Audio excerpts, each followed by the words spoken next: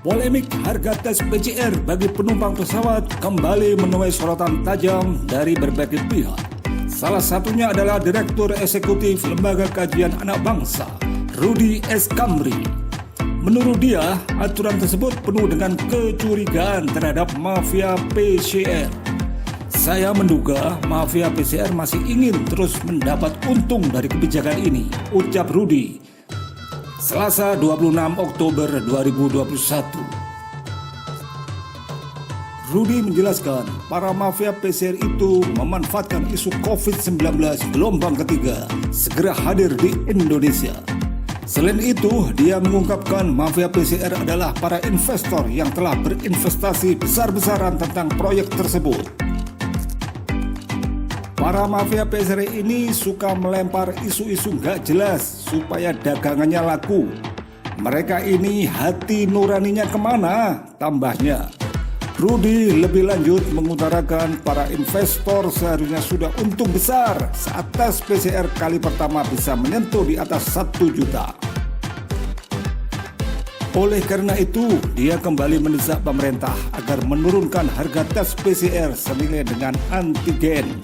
Sudahlah, jika harga PCR sama dengan antigen itu nggak masalah. Toh mereka pun sudah untung besar, jelasnya. Dorongan dari mafia-mafia PCR karena mereka tidak mau rugi dan tetap rakus mencari keuntungan dengan mencekik leher rakyat Indonesia yang sedang kesusahan. Pemeriksaan PCR sudah kaya raya.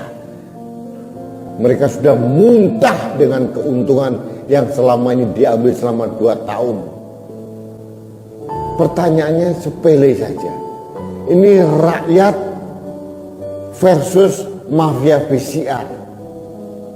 Pertanyaannya, negara berpihak kepada siapa? Sementara Yayasan Lembaga Konsumen Indonesia YLKI menduga ada mafia di balik pengadaan tes polymers chain reaction atau PCR yang kini menjadi syarat wajib bagi calon penumpang pesawat udara. Para mafia itu diduga memainkan harga demi mengejar keuntungan atau cuan. Ketua Pengurus Harian YLKI, Tulus Abadi mengatakan, para mafia tes PCR diduga memainkan harga guna mengakali harga eceran tertinggi HET yang ditetapkan pemerintah.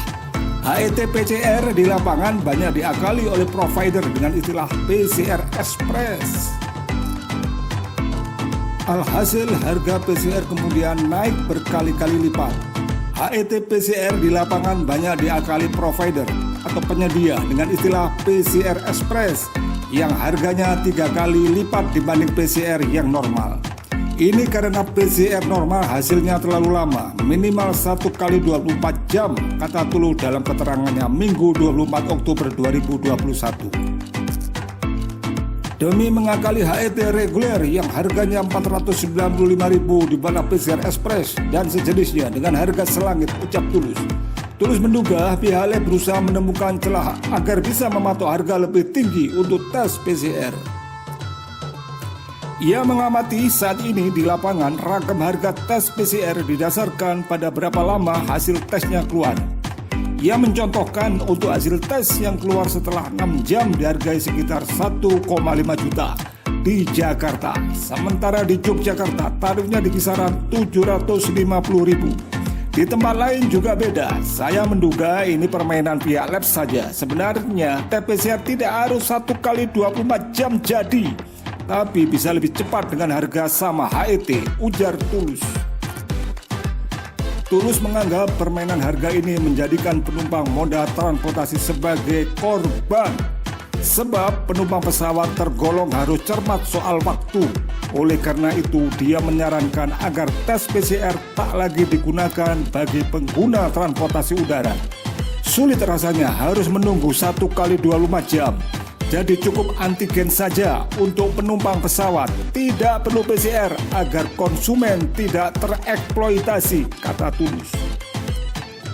Sebelumnya, pemerintah lewat surat edaran Satgas COVID-19 nomor 21 tahun 2021 menetapkan syarat wajib tes PCR bagi penumpang pesawat penerbangan wilayah Jawa, Bali, serta wilayah PPKM level 3 dan 4. Surat edaran yang diterbitkan Kamis 21 Oktober itu mengikuti aturan di Instruksi Menteri Dalam Negeri atau Inmendagri nomor 53 tahun 2021.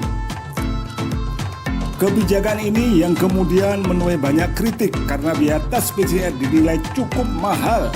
Meskipun pada Agustus lalu Presiden Joko Widodo meminta harga PCR diturunkan menjadi kisaran 495.000 sampai 525.000. Harganya masih tergolong tinggi, apalagi jika dibandingkan biaya rapid test yang berada di kisaran 85.000 hingga 125.000. Tulus menilai kebijakan wajib PCR bagi penumpang pesawat ini diskriminatif karena memberatkan dan menyulitkan konsumen.